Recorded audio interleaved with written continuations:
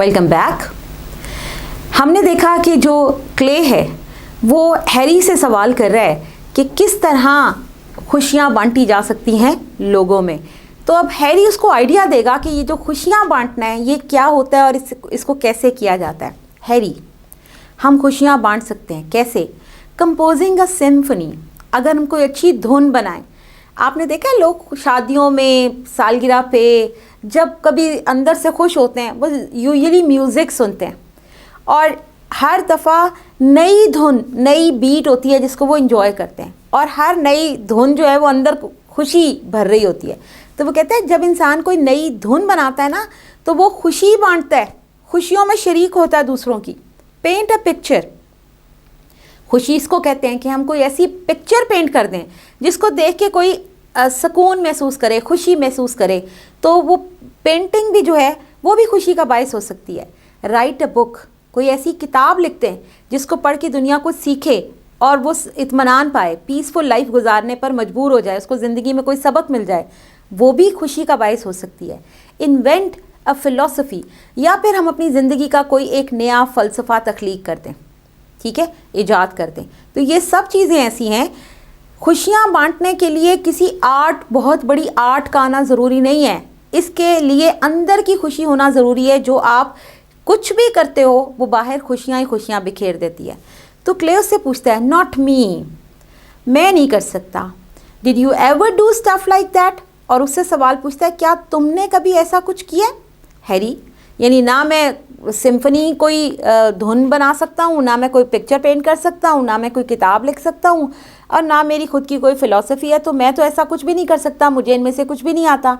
लेकिन वो हैरी से पूछता है कि क्या तुमने कभी ऐसा कुछ किया? हैरी, आई डिड, मैंने किया है। Clay, what did you do? तुमने क्या किया है? हैरी, इन्वेंटेड अ फ़िलॉसफ़ी, मैंने अपनी खुद की एक फ़िलॉसफ़ी यानी अपना एक खुद का फ़लसफ़ा ज़िंदगी तख्लीक किया है। मैंने ढूंढा है कि खुशियों को कैसे जिया जाता है। मेरा अपना एक तरीका है, मेरा अपना एक फ़लसफ़ा है, मेरी अपनी एक सोच है। फ़लसफ़ा क्या होता है? The interpretation of your mind. आप चीज़ों को कैसे देखते हो, परसीव करते हो और फिर उसको अप्लाई करते हो अपनी लाइफ में। तो वो कहता है मेरी खुद की एक फ़िलॉसफ़ी है जो मैंने तख्लीक की है। What's that? क्ले का सवाल है, वो फ़लसफ़ा क्या है? Harry, a way to live, मैंने जीने का एक रास्ता जो है वो ईजाद कर लिया है। Clay, what way did you invent, तुमने कौन सा रास्ता ईजाद किया है? Harry, to take it easy way, जगह का नाम देखें, ओके बाय द सी, और ओके का मतलब होता है to take the things easy, चीज़ों को आसान लेना। हम चीज़ों को खुद कॉम्प्लिकेट करते हैं, खुद मुश्किल करते हैं, खुद अपने आप को अजियत में डालते हैं। अजियत में वही इंसान आता है जो खुदा पर भरोसा नहीं रखता, जिसका ईमान कमज़ोर होता है। कमज़र्फ लोग हमेशा परेशान रहते हैं और दूसरों को भी परेशान रखते हैं, लेकिन आला ज़र्फ लोग हमेशा ख़ुद भी खुश रखते हैं और दूसरों को भी खुश रखने की कोशिश करते हैं, क्योंकि उनको इस बात का इत्मीनान होता है कि अल्लाह वो करता है जो हमारे हक़ में बेहतरीन है। अल्लाह हमें सिर्फ उस सिचुएशन में डालता है जो हमारे लिए दुनिया में या आखिरत में किसी तरह से हेल्पफुल हो सकती है। दुनिया का अल्लाह ताला अगर किसी को तकलीफ़ में भी डालता है ना, तो उससे हमें, अगर हम ये सोचें कि तकलीफ़ के आने की वजह यह है कि अल्लाह ताला हमें बाद में आने वाली तकलीफ़ें जो बहुत बड़ी हो सकती हैं उनसे बचा रहा है, तो हमें वक्ती तकलीफ़ें जो बहुत छोटी नज़र आएंगी। किसी ने बड़ी खूबसूरत बात कही और उसने कहा, अब इस तरह के किस्सों के बारे में हम पता नहीं किस हद तक कह सकते हैं कि ये सच है, ये झूठ, लेकिन बात यह है कि ये सब सबक आमोज़ होते हैं। किसी ने एक लतीफ़ों की सूरत में लोग सबक आमोज़ बातें करते हैं, तो ऐसा ही एक लतीफ़ा कह लो या एक सबक आमोज़ किस्सा कह लो या एक मन घड़त बात कह लो, सबक दे जाती है ज़िंदगी का। कि एक इंसान दुनिया से चला गया, हमें नहीं पता मरने के बाद क्या होगा, लेकिन हमें सबक देने के लिए ऐसी कहानियाँ बनाई जाती हैं। उसमें है कि एक शख्स दुनिया से चला गया और फ़रिश्ता उसे पकड़ के दोज़ख के दरवाज़े तक ले गया। जब वो दोज़ख के दरवाज़े तक पहुंचा तो दरवाज़े के बाहर इतना सेक था कि उसके मुंह से फ़ौरन निकला कि काश ऐसा हो जाता कि कोई दुनिया में कैंची लेके मेरी पूरी स्किन काट देता तो मुझे इतनी तकलीफ़ ना होती जितनी इस दोज़ख से बाहर खड़े होकर मुझे तकलीफ़ महसूस हो रही है। तो ये कह देना बड़ा आसान है कि कोई बात नहीं, जहाँ सारे सड़ेंगे वहाँ मैं भी सड़ जाऊँगा, लेकिन अपने आप को हल्का सा आग के सेक के करीब ही लेकर जाए इंसान, तो वो समझ जाता है कि मैं इस सेक को बर्दाश्त नहीं कर सकता।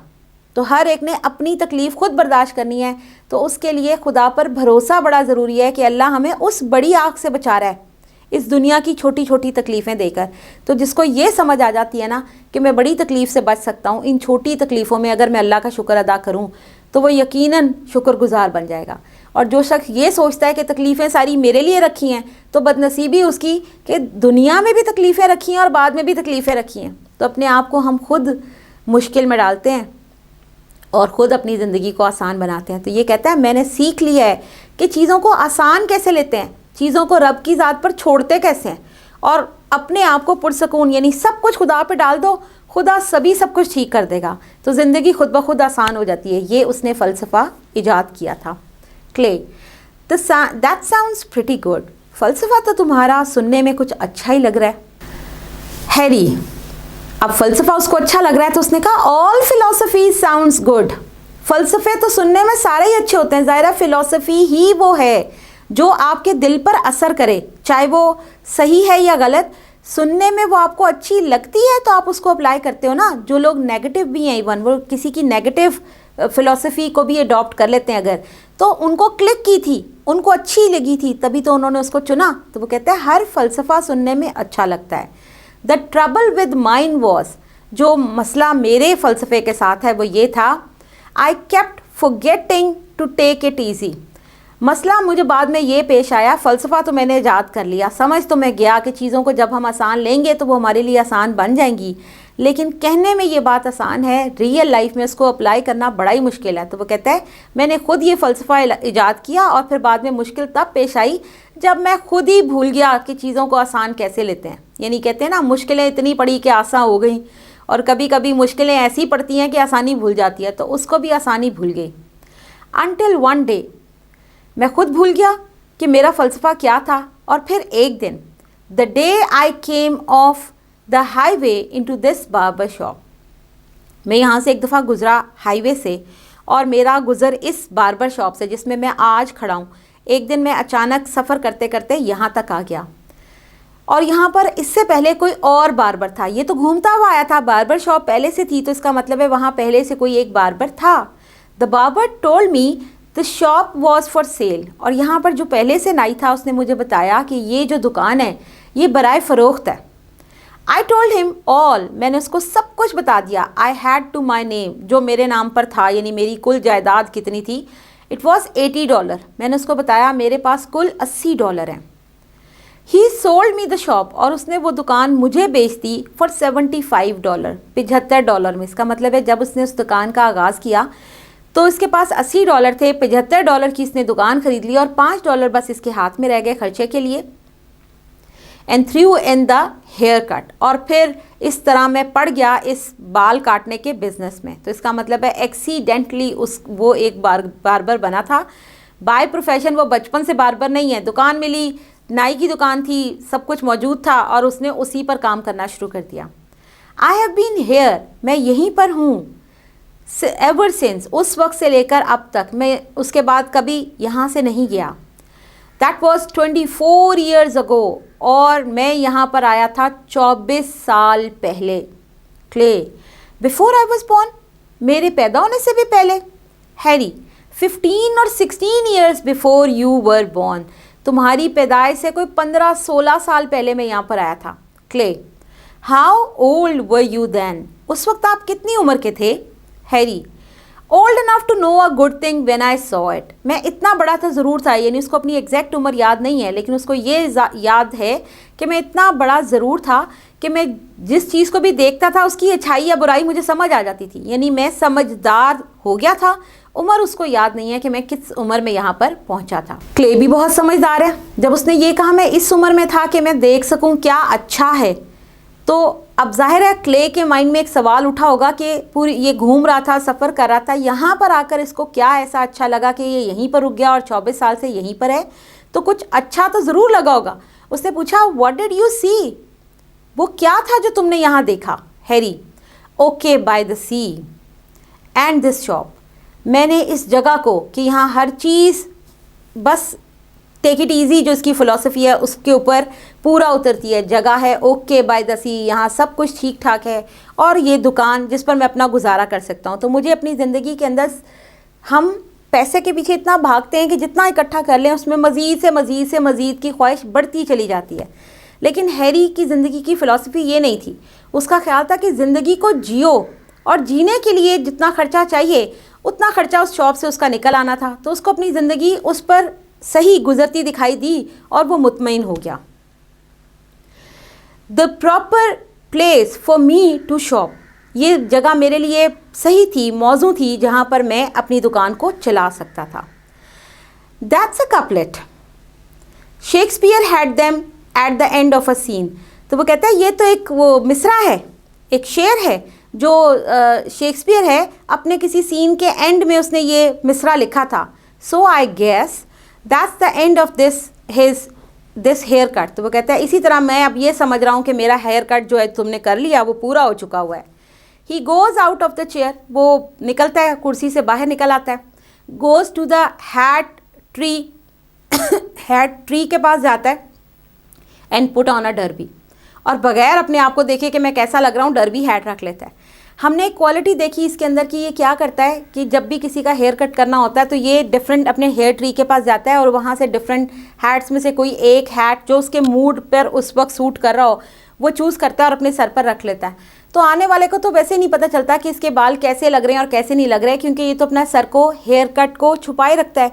तो यहाँ पर भी उसे कोई फ़र्क नहीं पड़ा कि उस बच्ची ने उसके बालों के साथ क्या किया। उसने उस बच्चे को एक इत्मीनान दिया कि वो कुछ कर रहा है, वो कुछ कर सकता है, और कुछ करने के बदले में पैसे मिलते हैं, बिला वजह भीख नहीं दी जाती। तो उसने उस बच्चे की तरबियत भी अच्छी कर दी, उसे एक अच्छा सबक भी दे दिया, और उससे ये भी एहसास नहीं दिलाया कि वो कितना गलत था और कितना सही था। उसको किसी आप कह सकते हो कन्फ्यूजन का शिकार नहीं किया या किसी डिप्रेशन का शिकार नहीं किया, उसको कोई कॉम्प्लेक्स नहीं उसके अंदर आने दिया, उसका हौसला कायम रखा और अपने सर पर एक डर्बी हैट रख लिया। Clay, I guess I would never get a haircut if you were not in town mister Van Dusen. तो वो कहता है मिस्टर वैन डूसन, इससे पता चला कि मिस्टर वैन डूसन उस इलाके का वाहिद नाई है। 909 की आबादी में सारे तो नाई नहीं होंगे ना, एक ही नाई काफ़ी है इतनी आबादी के लिए। तो उसने कहा कि अगर तुम इस इलाके के अंदर ना होते तो शायद मेरा तो कोई अंदाज़ा है कोई बाल ही ना कभी काटता होता। Harry, nobody would since I am the only barber. हाँ, कोई ना काटता क्योंकि इस इलाके में मैं ही एक अकेला नाई हूँ। Clay, I mean free of charge. तो वो कहता है मेरा कहने का मतलब है तुम मेरे बाल काटते हो और मुझसे पैसे भी नहीं लेते, यानी मुफ्त में मेरे बाल काट देते हो। तो हैरी की एक और क्वालिटी कि वो उसके बाल मुफ्त में काटता है।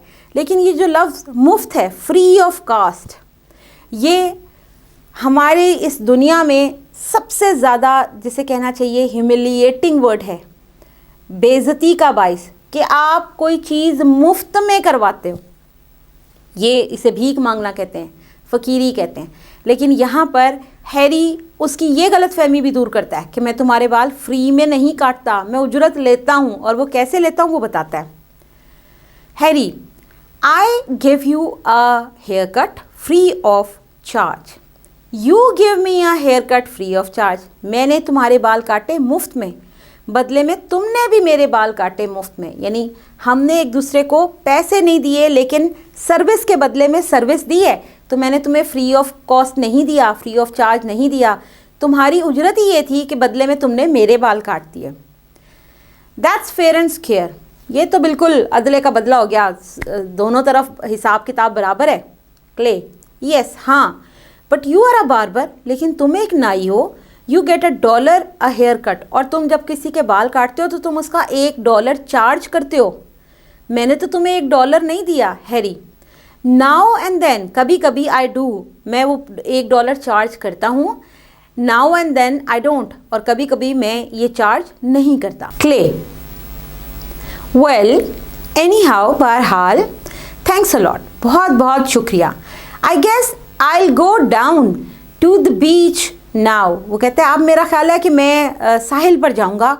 एंड लुक फॉर स्टफ़, और वहाँ पे मैं कुछ स्टफ़ ढूंढूंगा, यानी समुंदर की तरफ जाऊँगा। समुंदर को के बारे में कहा जाता है कि समुंदर बड़ा मर्सीफुल है, बड़ा रहम करता है। इसलिए कि जिन लोगों का रिस्क इस समुंदर से बंधा है, जब भी वो समुंदर की तरफ जाते हैं समुंदर उन्हें कुछ ना कुछ ज़रूर देता है और उनका पेट पल जाता है। तो ये एक बच्चा इससे अंदाज़ा होता है कि यहाँ लोगों की हॉबी क्या है, उनका प्रोफेशन क्या है, उनका पैशन क्या है, समुंदर की तरफ जाना और समुंदर से रिस्क की खातिर, पेट की खातिर चीज़ें तलाश करना और फिर उन चीज़ों के ऊपर रिलाई करना। उनकी पूरी लाइफ रिलाई करती है, उनके रिसोर्सेज रिलाई करते हैं एक ही सोर्स पर और वो है समुंदर। तो वो कहता है अब मेरा ख्याल है कि मैं समुंदर की तरफ जाऊंगा और देखूंगा कि समुंदर से क्या आता है मेरी तरफ और वो उसके मेरा दिन कैसे गुजरेगा। Harry, I would go with you, मैं भी तुम्हारे साथ जाता, बट लेकिन I am expecting a little Saturday business. आज क्योंकि हफ्ता है और मेरा ये ख्याल है कि शायद आज हफ्ते के दिन लोग ज़रा फारिग होते हैं तो मेरा कारोबार का दिन भी हो, कुछ पैसे बना लूँ, तो मैं आज तुम्हारे साथ नहीं जाऊँगा। Clay, this time I am going to find something real good I think. बच्चे का यकीन देखो, उसका भरोसा देखो। वो कहता है मेरा ख्याल है कि आज तो मुझे ज़रूर कुछ बहुत ही अच्छा मिलेगा समुंदर से। Harry, the sea washes up some pretty good things at that doesn't it. वो कहता है मेरा ख्याल है समुंदर कुछ बहुत ही अच्छी चीज़ें भी अपने साथ ले आता है, क्या ऐसा नहीं होता? Clay, it sure does. यकीनन समुंदर अपने साथ बहुत अच्छी चीज़ें लाता है, एक्सेप्ट मनी, सब कुछ लाता है, पैसा नहीं लाता। तो कितनी ये बच्चे ने कैसी ज़िंदगी की डीप बात की है कि पैसा वो चीज़ है जो शायद इस दुनिया में इस वक्त सब कुछ है। तो समुंदर खुशियाँ दे सकता है, समुंदर वक्ती तौर पर गुज़र बसर का वसीला बन सकता है, लेकिन जो पैसा है, रुपया, ये इंसान ने ईजाद किया, ये बीमारी इंसान ही अपने साथ लाया। तो उसने कहा समुंदर सब देता है, पैसा नहीं देता। तो पैसा जो है वो बड़ी ज़रूरी चीज़ है ज़िंदगी गुजारने के लिए। तो बच्चे ने कितनी डीप बात की, तो इसका मतलब है कहीं ना कहीं वो इस पैसे की कमी का डसा हुआ ज़रूर था। Harry, what do you want the money for? तुम्हें पैसे किस लिए चाहिए? क्ले, थिंग्स आई नीड, उन चीज़ों के लिए जिनकी मुझे ज़रूरत है। Harry, and what do you need, और तुम्हें किस चीज़ की ज़रूरत है? Clay, I want to get my father to come home again, मैं चाहता हूँ मेरे वालिद घर वापस आ जाएं। I want to buy mother a present, मैं अपनी माँ के लिए एक तोहफ़ा ख़रीदना चाहता हूँ। Harry, now wait a minute, एक मिनट रुको। Clay, let me get this straight, मुझे सीधी सी बात बताओ। वेयर इज़ योर फादर, तुम्हारे वालिद कहाँ हैं? क्ले, आई डोंट नो, मुझे नहीं पता। He went off the day after I got my last haircut about a month ago. 1 महीना पहले जब मैंने आखिरी दफ़ा आपसे बाल कटवाए थे ना, उस वक्त वो घर से चले गए थे। Harry, what do you mean he went off? क्या मतलब वो चले गए थे? Clay, he just picked up and went off. बस उन्होंने सामान उठाया और चले गए। Harry, did you say when he was coming back? तुमने ये बताया मुझे कि वो वापस कब आ रहे हैं? Clay, no, नहीं। All he said was, बस उन्होंने एक ही बात कही थी, enough is enough, बहुत हो गया, बहुत ही हो गया। He wrote it on the kitchen wall, और ये बात भी उन्होंने मुंह से नहीं कही, ये बात उन्होंने किचन की दीवार पर लिखी कि बहुत हो गया। हैरी, enough is enough, बहुत हो गया। Clay, yeah, yes. We all thought he would be back in a day or two. हम सारे सोचते थे कि वो 1-2 दिन में वापस आ जाएंगे। But now, लेकिन अब we know we have got to find him and bring him back. अब हमें पता है कि वो खुद नहीं आएंगे, हमें उनको तलाश करना पड़ेगा और खुद वापस लाना पड़ेगा। बच्चा डिटर्मिन्ड है, बच्चा बुलंद हौसले रखता है। इसका अंदाज़ा इस बात से होता है कि यूजुअली बच्चा ये सोचता है कि अगर बाप घर छोड़ के चला गया है तो बस हमें छोड़ गया और अब हमें ऐसे ही जीना है, लेकिन वो बच्चा फ़ाइट करना चाहता है, वो अपने बाप को घर लाना चाहता है। उसको पता है कि इस चीज़ का हल ये है कि वो उनको तलाश करे और उनको घर वापस ले कर आए। Harry, how do you expect to do that? तुम्हें क्या उम्मीद है, तुम ऐसा कैसे कर सकते हो? यानी तुमने सोचा है कि तुम उनको घर वापस लाओगे, तो क्या तुमने ये भी सोचा है कि तुम ऐसा कैसे करोगे? Clay, well we put an ad in the okay by the sea girl. वो जो ओके बाय द सी है, उस इलाके का अपना भी कोई अखबार है। तो उस बच्चे ने, जहाँ तक उसकी सोच उसका साथ देती थी, आगे तो किस्मत का हाल अल्लाह ही बेहतर जानता है, लेकिन उसने अपनी सोच के मुताबिक उस इलाके का जो खुद का अपना अखबार जो उसी इलाके में बढ़ता है और उसी इलाके में प्रिंट होता है, उसके अंदर एक ऐड दे दिया था, एक इश्तिहार दे दिया था अपने बाप के लिए, that comes out every Saturday. उस अखबार में मैंने ऐड दिया है जो हर हफ्ते हमारे पास हमारे इलाके में बंटता है। हैरी ओपनिंग द पेपर, उसने वो अखबार लिया जिसके अंदर इश्तिहार था और उसको खोलते हुए, दिस पेपर, इस अखबार में, but your father is not in town. तो सवाल तो बड़ा जेन्युइन है कि बाप कस्बे से बाहर चला गया और जो इश्तिहार दिया है वो इस कस्बे के अखबार में दिया है, तो तुम्हारे वालिद इसको पढ़ेंगे कैसे? तो उसने कहा तुम्हारे वालिद तो इस टाउन में है ही नहीं और जो अखबार है वो इस टाउन का है। How will he see an ad in this paper? तो किस तरह इस अखबार के अंदर वो इस ऐड को देखेंगे? तो बड़ा जेन्युइन सा क्वेश्चन है जो हैरी ने क्ले से ही माइट सी इट, हो सकता है वो इसको देख लें। एनी हाउ, बहरहाल we don't know what else to do, हमें इसके अलावा कुछ पता ही नहीं कि हम और क्या कर सकते हैं। नहीं, जो उसकी बिसात में, जो उसकी सोच में उसको बेहतरीन लगा उसने वो अपने हिसाब से बेहतरीन कर दिया। इसके अलावा वो इतना छोटा सा बच्चा, 9-10 साल की उम्र का बच्चा, क्या जानता है कि वो इसके अलावा कुछ और कर सकता है? तो इसके अलावा तो वो हेल्पलेस है। We are living off the money, हमारे पास तो पैसे भी ख़त्म है। We save from the summer, वो पैसे जो हमने पिछली गर्मियों में बचाए थे, वी वर्क, जब हमने काम किया था। But there aren't much left, लेकिन उन पैसों में से भी अब हमारे पास ज़्यादा पैसे नहीं बचे। तो इसका मतलब है कि मैं एडवर्टाइज़ किसी बड़े स्केल पे तो नहीं कर सकता था। पिछली गर्मियों में हमने कुछ काम किया था, उसके पैसे अभी तक हमारे पास चल रहे हैं जो अब बहुत ही कम रह गए हैं, तो मैं इतना ही कर सकता था। Harry that summer you worked, तुमने गर्मियों में काम किया था। क्ले या समर बिफोर लास्ट, पिछली गर्मियों में नहीं, उससे पिछली गर्मियों में हमने काम किया था। Just before we moved here, इस इलाके में आने से पहले हमने कहीं काम किया था। वी पिक्ड कॉटन इन कर्न कंट्री, कर्न कंट्री में जो रुई कॉटन है वो हमने चुनी थी। My father, my mother and me, 3 लोगों ने, मैंने, मेरे वालिद ने और मेरी वालदा ने। Harry indicating the paper, paper की तरफ इशारा करते हुए, व्हाट डू यू से इन योर एड, तुमने अपने ऐड में क्या लिखा है? क्ले लुकिंग एट इट, इसकी तरफ देखते हुए, वेल आई से, मैंने लिखा है क्लार्क लाराबी कम होम, अपने वालिद का नाम लिखा क्लार्क लाराबी और उनसे रिक्वेस्ट की है कि घर वापस आ जाओ। Your fishing tackles in the closet safe, अलमारी के अंदर तुम्हारे जो मछली पकड़ने का सामान है वो बिल्कुल महफूज पड़ा हुआ है। एंड साउंड, ठीक ठाक हालत में है। द फिशिंग इज़ गुड, आजकल फिशिंग का मौसम है।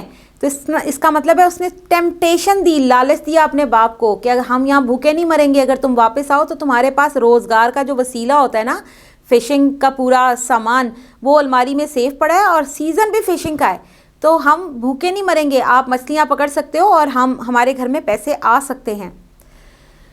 The fishing is good, plenty of cabezon, perch and bass, ये मछलियों की किस्मों के नाम हैं। तो उसने कहा कि आजकल समुंदर के अंदर पाई जाने वाली मछलियाँ जो पकड़ी जा सकती हैं, कैबेजॉन, पर्च और बास, ये बहुत ज़्यादा मिकदार में मौजूद है।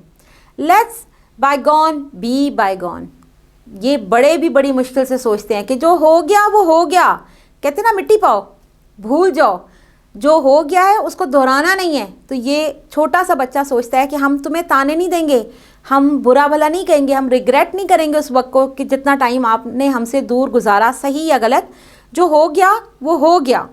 वी मिस यू, लेकिन अब हम आपको बहुत मिस करते हैं। मामा, क्ले, रोज़ेना, रुफस, क्लारा, तो ये कितने बच्चे हैं?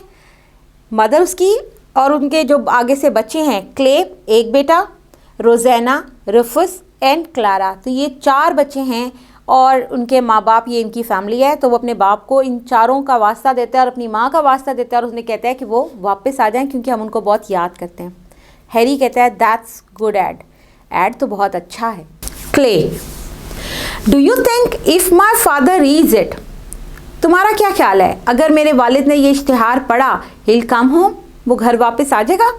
Harry, I don't know. Clay, I hope so, मुझे पता नहीं है क्ले, लेकिन मुझे उम्मीद है कि अगर वो पढ़ेगा तो वो वापस आ जाएगा। Clay, yeah thanks a lot for the haircut, मेरे बाल काटने का शुक्रिया मिस्टर वैन डूसन। और उसके बाद क्ले गोज़ आउट, इसका मतलब है उस दुकान में से वो बच्चा बाहर निकलता है। Harry takes off the derby, वो जो हैट उसने पहन रखा है, डर्बी हैट, वो उसको उतारता है। लादर्स हिज फेस, तो इसका मतलब है जो साबुन है ना वो अपने चेहरे पर लगाता है. And begins to shave with a straight edge razor, और बिल्कुल सीधा जो किनारे वाला रेज़र है उससे वो शेव स्टार्ट करता है. A pretty girl comes into the shop, दुकान में एक खूबसूरत सी लड़की दाखिल होती है. Closing a colourful parasol, parasol means umbrella, वो एक बाहर से आई है तो अम्ब्रेला उसने खोला हुआ था, छतरी खोल रखी थी और अंदर एंटर होते वक्त वो उसको बंद करती है. शी हैज़ ब्लॉन्ड हेयर, उसके जो येलो से बाल होते हैं ना ब्लॉन्ड, जिनका जैसे हेयर पे कट ब्लीच हुआ हो, ऐसे ब्लॉन्ड से बाल हैं उसके. हैरी, मिस अमेरिका, हैरी कहते हैं ये तो शायद मिस अमेरिका है. आई प्रिज्यूम, मेरा अंदाज़ा है. द गर्ल, मिस मैककुचन, मेरा नाम मिस मैककुचन है. हैरी, हैरी वैन डूसन, तो वो अपने आप को इंट्रोड्यूस करता है कि मेरा नाम हैरी वैन डूसन है. The girl, how do you do, कैसे हैं आप. हैरी, बॉइंग, झुकते हुए. मिस मैककुचन, यानी मैं बिल्कुल ठीक हूँ. The girl, I am new here, मैं इस इलाके में नई हूँ.